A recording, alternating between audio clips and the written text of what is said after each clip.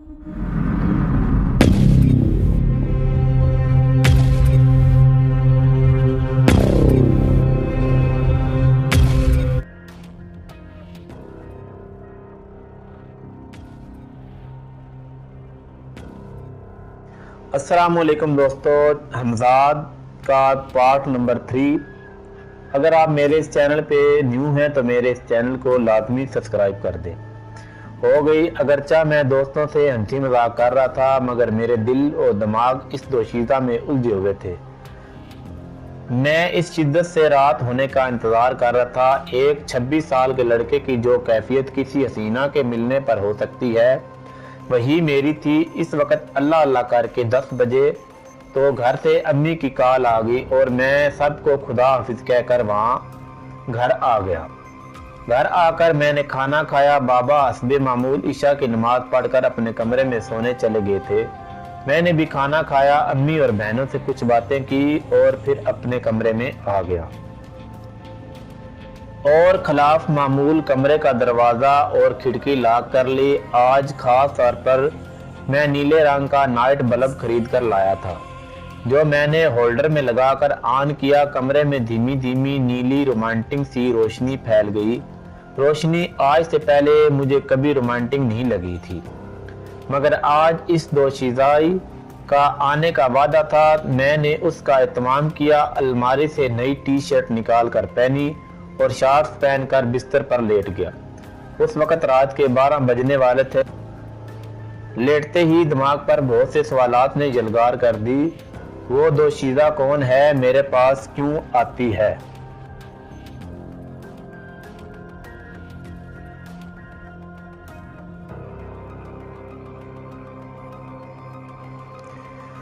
क्या इसका उस दिन कब्रिस्तान जाने से कोई ताल्लुक है? उसे मुझसे क्या काम है? कौन सा जॉब करने को कह रही थी? और इस जैसे बेशुमार सवालात मेरे दिल में चलते जा रहे। आखिरी बात उसने रात के 3 बजे वाल क्लॉक पर नजर डाली थी। मुझे ये याद है। इसके बाद इंतजार करते करते खुद से उलझते कब नींद की आगोश में गया नहीं पता मगर हस्बे मामूल तेज हवास पर सवार हो जाने वाली खुशबू से मेरी आंख खुल गई। मगर आज मेरे सीने पर कोई बोझ नहीं था मगर खुशबू का कमरे में मौजूद होना इस हसीना की निशानी थी। एकदम से मेरे सारे हवास बेदार हो गए। मैं उठकर बैठ गया और मैंने धीरे से आवाज दी, कहाँ हो? आ गई हो तुम? इसके जवाब में मुझे अपने कानों के पास उसकी मुतरन्नम सी हंसी सुनाई दी। चंद लम्हों में मैंने अपने बेड के दाएं तरफ उसे नुमादार होते हुए देखा। वो उसके नीले रेशमी लिबास में थी मगर बाल आज समेटे हुए थे। उसने किसी मलका की तरह बालों में ताज सजाया हुआ था और मेरी आंखों में देख रही थी। उसे देखकर मेरे दिल की धड़कनें तेज हो गई मगर आज उसके चेहरे पर संजीदगी थी जो उसके हुस्न में और इजाफा कर रही थी। इमरान, मैं चाहती हूँ पहले तुम सब कुछ जान लो, इसके बाद आगे चलने का फैसला करो। ये कहते हुए उस दोशीज़ा ने अपना हाथ मेरी तरफ बढ़ाया। जैसे मैंने थाम लिया, नरम मुलायम रेशम का एहसास मेरे रग पे पे समा गया। मैं उसका हाथ थाम कर बेड से उठ खड़ा हुआ और आज मैंने देखा कि मेरा जिस्म लतीफ मेरे बदन से बाहर निकला है जैसे रूह निकलती है। और एक और हैरत अंगेज एहसास जो मुझे हुआ जब तक मैं अपने जिस्म में मौजूद था, इस दोशीज़ा के हाथ का लम्स मुख्तलिफ था, नरम मुलायम सा जैसे रेशम था। मगर जब मैं अपने जिस्म से बाहर आया तो जैसे मैंने हवा को थामा हुआ हो। एहसास तो था ही किसी चीज को पकड़ने का मगर जैसे हवा हो। हस्बे मामूल मेरी आंखों के सामने सारे पर्दे सिमट गए और मुझे दीवारों के आर पार नजर आना शुरू हो गया। ये मेरी जिंदगी का इंतहाई हैरत अंगेज तजर्बा था।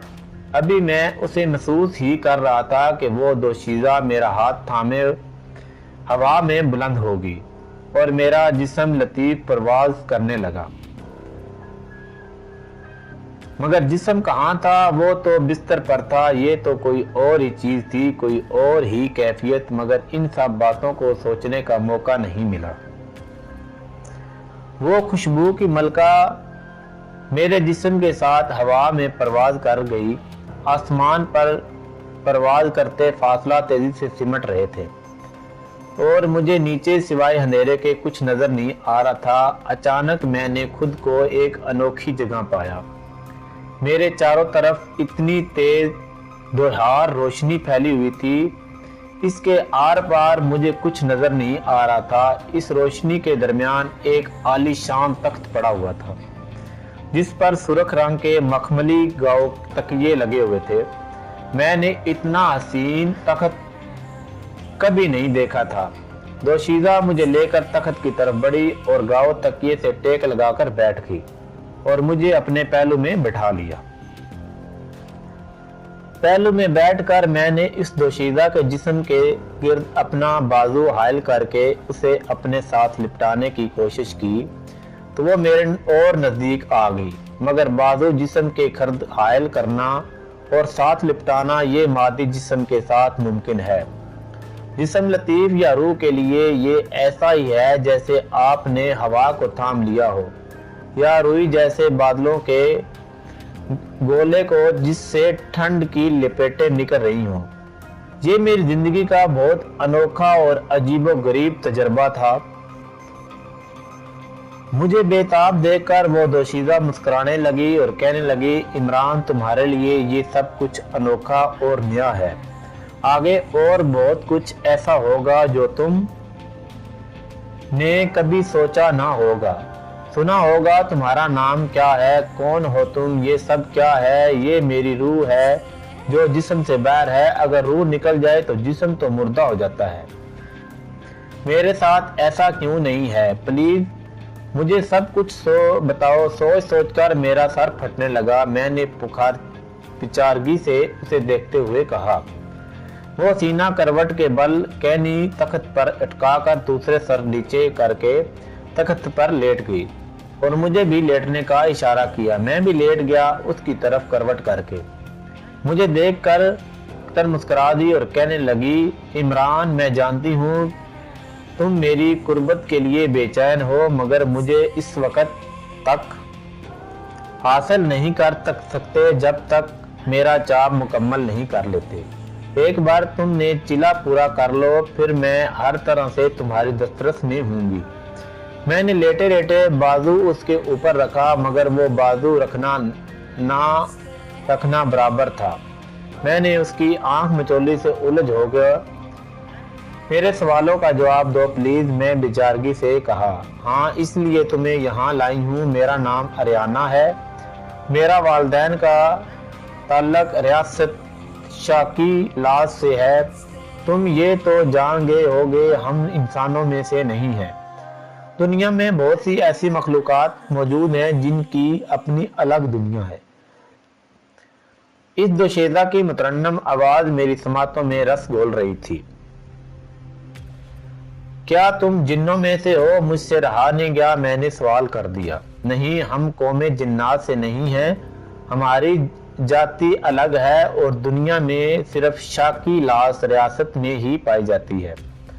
لوگ پائے جاتے ہیں۔ یہ ریاست شمالی پہاڑی علاقوں کے درمیان ایک جگہ آباد ہے جو عام انسانوں کی نظروں سے اوجھل ہے۔ میں اپنی ریاست میں سب سے خوبصورت تھی اور سرکش بھی۔ ریاست کی طرف سے ہم پر بہت سی پابندیاں عائد تھی، جن میں سے ایک یہ بھی ہے کہ ہم کبھی بھی انسانوں کے سامنے نہیں جاتے، مگر میں ضدی اور سرکش تھی اور چوری چھپے انسانی روپ میں آ کر گھومتی تھی۔ ایک دن گھومتے ہوئے میں پہاڑوں میں بہت دور نکل گئی اور میں نے دیکھا ایک پہاڑ پر غار ہے جس میں دھواں اٹھ رہا تھا۔ میں تجسس سے مجبور ہو کر غار تک چلی گئی اور وہیں سے میری بربادی کا آغاز ہوا۔ اتنا کہ کر اریانہ چپ ہو گئی۔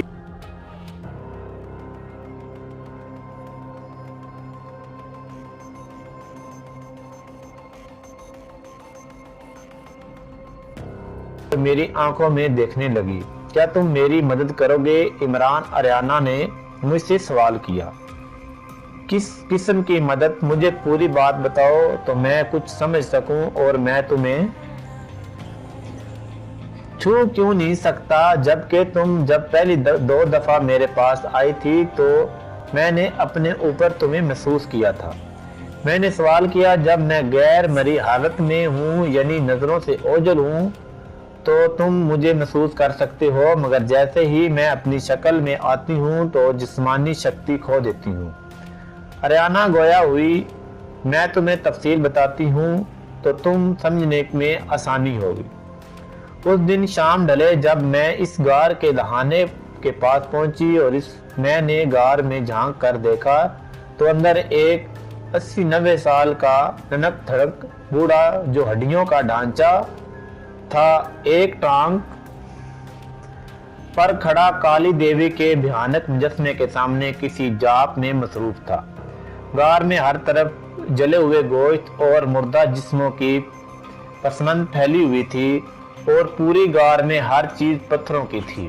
पानी के प्याले से लेकर लेटने के तख्त तक मैंने जैसे ही गार से अंदर झांका इस बूढ़े का इस्तकार टूट गया और इसने आंखें खोल दी। इसकी आंखों से तेज रोशनी फूट रही थी जिसने मुझे जैसे जकड़ लिया। मैंने बहुत कोशिश की अपना चेहरा दूसरी तरफ मोड़ने की, मगर मुझे लग रहा था वो आंखें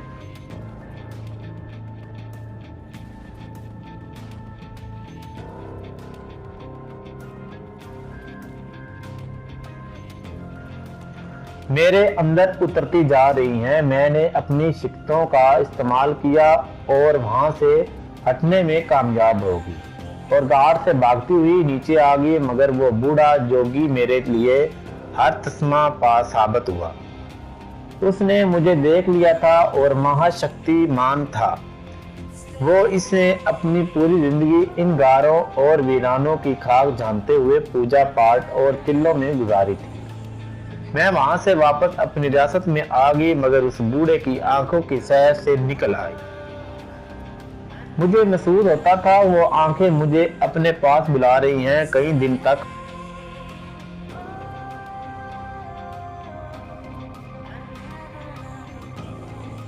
मैं रियासत की हदूद से बाहर नहीं निकली। महीना हो गया था। आखिरकार आहिस्ता आहिस्ता मैं इस वाक़े को भूल गई।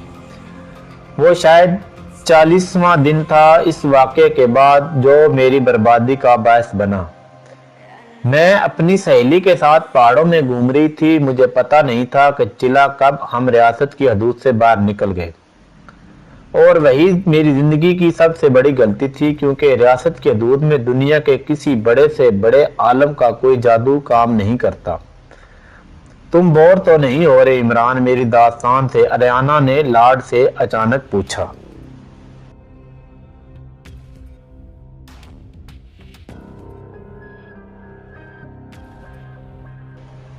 मैं जो तस्वर में उन पहाड़ों पर पहुंचा हुआ था और इन्हाक से उसकी कहानी सुन रहा था, अचानक हड़बड़ा उठा। नहीं नहीं, बिल्कुल नहीं, मैं सुन रहा हूँ अरियाना। तुम्हारे गुलाब की पचकड़ियों जैसे लबों से निकलती झरियों की तरह मुतरन्नम आवाज सुनकर कौन काफिर बोर हो सकता है।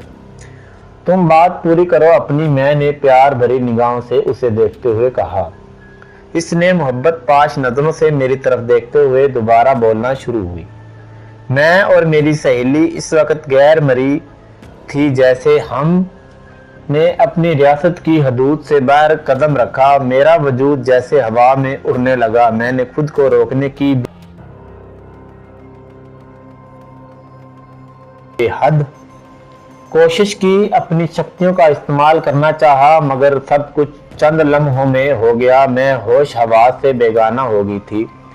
जब मेरी आंख खुली तो मैं इस गार में काली देवी के मुजस्मे के कदमों में लिपटी हुई थी और मेरे जिस्म पर कपड़े की एक धज्जी भी नहीं थी। मैंने खुद को समेट कर उठने की कोशिश की, मगर मेरा जिस्म बेहिस व हरकत में था।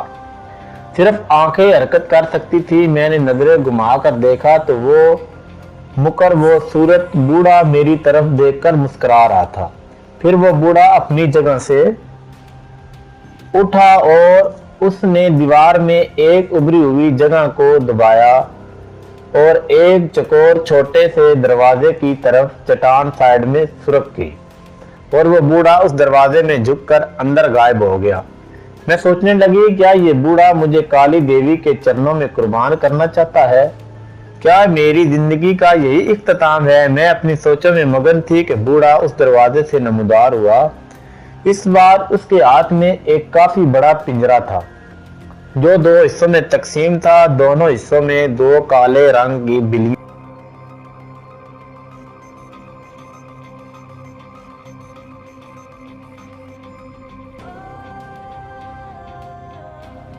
قید تھی۔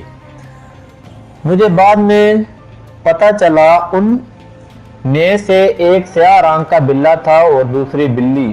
بوڑھا چلتا ہوا میرے قریب آیا اور پنجرا میرے جسم کے پاس رکھ دیا۔ اس کے بعد اس بے باک کی طرح پتھر کی جھری اٹھائی اور ایک بلی جو کہ اصل میں بلہ تھا، جو بری طرح آوازیں نکال رہا تھا اور بے چین تھا، اسے گردن سے پکڑ کر باہر نکال لیا۔ اس کے بعد وہ بوڑھا چلتا ہوا میرے سر کے پاس آ کر کھڑا ہو گیا اور آنکھیں بند کر کے کچھ بدبدانے لگا۔ چند لمحوں بعد اس نے آنکھیں کھولی اور زوردار نعرہ لگایا، کالے ماتا کی جے، تیرا سویک تیرے چرنوں میں بلیدان دے رہا ہوں، قبول کر۔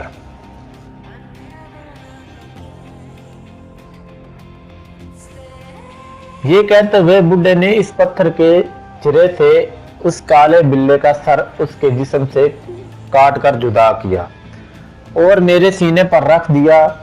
خوف و دہشت اور اس حیوانی فعال سے میری حالت بری طرح خراب ہونے لگی، مگر میں حرکت کرنے سے قاصر تھی۔ اس بڈھے نے بلے کے کٹے ہوئے سر سے ابلتے لہو سے مٹھی بھر کالی مائی کے مجسمے پر اچھالا اور اس بلے کا دھڑ جس میں سے خون ابل ابل کر گر رہا تھا، اس کا رخ میرے جسم کی طرف کر دیا اور وہ خون میرے جسم کو بھگونے لگا۔ یہاں تک بتا کر آریانہ خاموش ہوگی اور میں اس بڈھے پر غصے سے کھول رہا تھا۔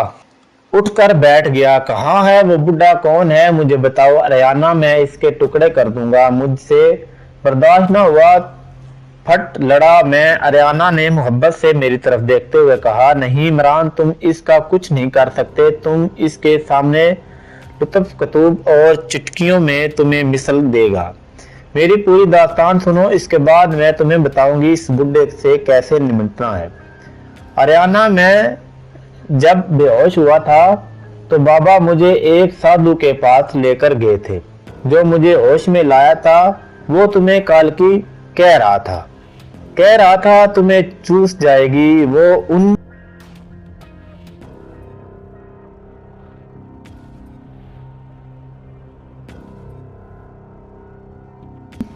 سب باتوں کا کیا مطلب مجھے سمجھ نہیں آیا، اور تم اس وقت کہاں تھی جب میں بے ہوش ہوا تھا؟ میں نے آریانہ سے سوال کیا۔ آریانہ کی آنکھوں میں غصے کے آثار نمودار ہو گئے۔ کہنے لگی، تمہارے بابا نے جلد بازی کی، تمہیں اس فقیر کے پاس لے گئے، ورنہ میں رات تک ہوش میں لے آتی۔ تمہیں میری نظر چوک گئی، تم اس فقیر کی کٹیا میں پہنچا دے گی، ورنہ میری موجودگی میں ممکن نہیں تھا۔ اور وہ بڈھا میری اصلیت جانتا ہے، وہ نہیں چاہتا تم میری مدد کرو اور مجھے اس عذاب سے نجات دلاؤ۔ وقت آنے پر تم سب کچھ جان جاؤ گے اور میں اس فقیر کو بھی دیکھ لوں گی۔ اس کے پاس جو شعبدے ہیں ان کا توڑ ہے میرے پاس، مگر میں ابھی اس سے الجھنا نہیں چاہتی۔ میرا خیال ہے اب تمہارے گھر والوں کے اٹھنے کا وقت ہو گیا ہے، واپس چلتے ہیں۔